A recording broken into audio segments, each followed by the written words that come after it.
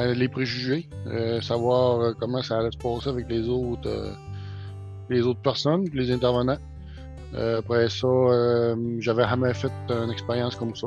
Fait que c'était vraiment de l'échange, puis c'était de se mettre sur la table aussi. Vraiment amener soit des problématiques ou des questionnements. Puis surtout pas sentir le jugement des gens. C'était ça qui était quand même important. Puis finalement, écoute, j'ai adoré. C'est pour ça que je l'ai fait 2 ans. Mais une crainte ou la curiosité, qu'est-ce que ça va donner? Au début, on ne sait pas trop dans qu'est-ce qu'on s'embarque, mais après ça, on voit qu'avec plus ça avance, les gens, ils se rouvrent. Tu sais, comme en bon québécois, on dit mettre les tripes sur la table. Tu sais, puis ça s'est vraiment fait dans notre groupe. Mes premières craintes, c'était vu que je suis quand même très jeune, c'était un peu le jugement que les autres pouvaient avoir par rapport à mon âge, par rapport parce que dans mon processus, c'était vraiment comme des indécisions, beaucoup de choses que je me posais comme question. Puis c'était comme la peur du jugement par rapport à ça. Les craintes que j'avais au début de cette démarche pour le co-développement, j'ai pas trop questionné le process et j'ai embarqué dans ça peut-être sans avoir d'anticipation et une vision de quoi ça va de l'air.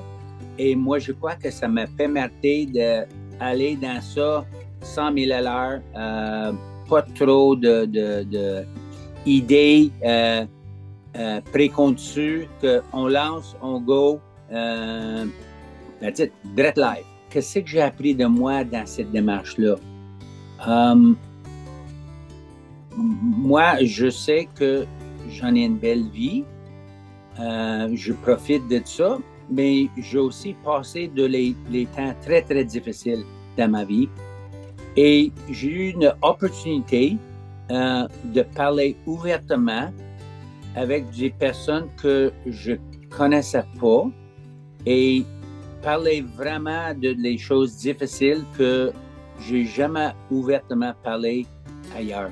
C'est une bonne question. Qu'est-ce que j'ai appris sur moi-même, là?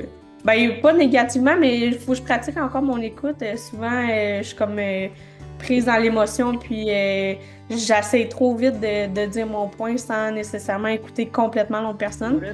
Peut-être dire qu'est-ce que j'ai plus appris depuis la dernière fois qu'on s'est parlé, Isabelle, c'est que nous, les petits vieux, là, quand c'est le temps, là, faut lâcher prise. Sur moi-même, c'est qu'en agricole, on travaille énormément beaucoup, puis je pense qu'on n'a pas le temps de prendre pas de recul.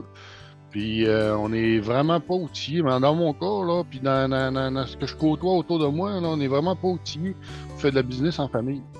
Pour être capable d'interagir, puis dire les bons mots au bon moment, puis savoir gérer nos irritants. Puis savoir être capable d'en parler de façon constructive. Oui, mon approche, puis après ça, mon écoute. Puis me mettre plus en mode, tu sais, je suis quelqu'un j'aime ça quand ça va vite, j'aime ça quand ça se règle tout de suite. Je suis quelqu'un de pas patient.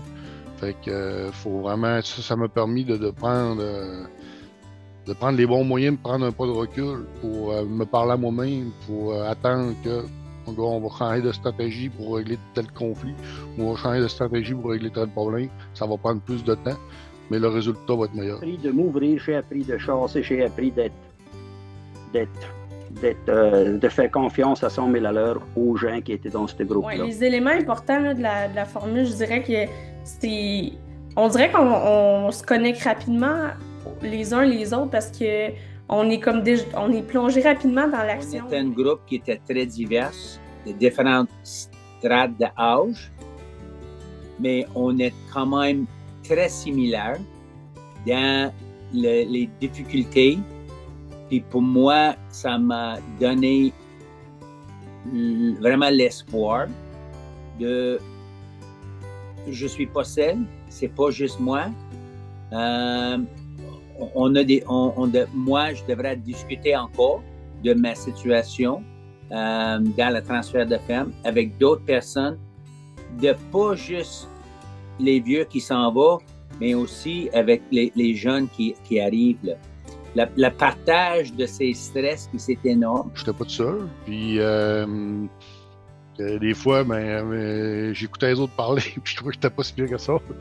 Puis souvent, justement, là, que ce soit les intervenants, d'autres fois d'autres producteurs, mais les idées puis les idées nouvelles que ça apportait. Dans le sens que on pose, on passe pas par quatre chemins pour poser des questions franches, des questions qui vont direct à la source, mettons, du problème ou à la source de la situation problématique dans le cas de chacun. Là, on avance vite dans le processus, puis c'est ça qui est intéressant parce que puis en plus dans le processus, vu qu'on se voit, c'était aux 2 semaines, là, ben, ça nous permettait justement de passer à l'action rapidement parce que le deadline entre les 2 rencontres faisait en sorte que il fallait avancer au fil des réunions. Là.